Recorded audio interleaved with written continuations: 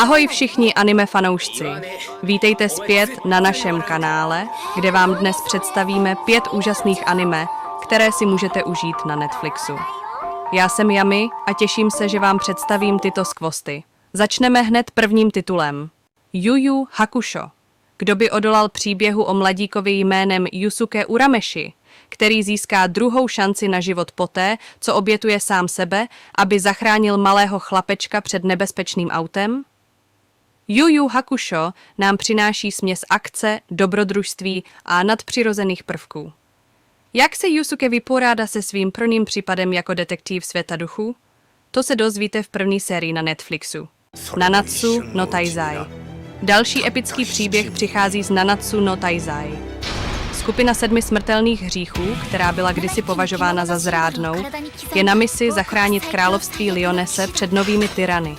Sledujte, jak princezna Elizabeth hledá tuto odvážnou skupinu a žádá o jejich pomoc.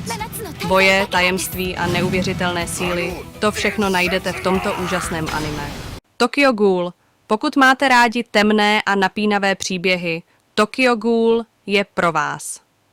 V Tokiu, kde se skrývají ghulové požírající lidi, se student Kaneki ocitne v nebezpečné situaci poté, co se setká s dívkou jménem Rize. Jak se jeho život změní poté, co se stane polovičním ghulem? To zjistíte v tomto úžasném anime, které vás dostane na okraj sedadla. Vinland Saga. Přesuneme se do světa vikingů z Vinland Saga. Thorfinn, mladý a talentovaný bojovník, touží po pomstě za smrt svého otce, způsobenou zrádným Askeladem. Sledujte, jak Thorfinn čelí výzvám a plní úkoly, aby se dostal k souboji s Askeladem.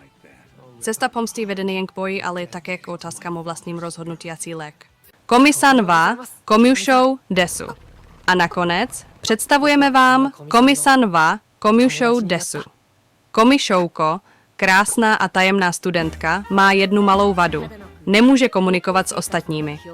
Když se setká s Hitohitem, průměrným středoškolákem, začnou se dít věci.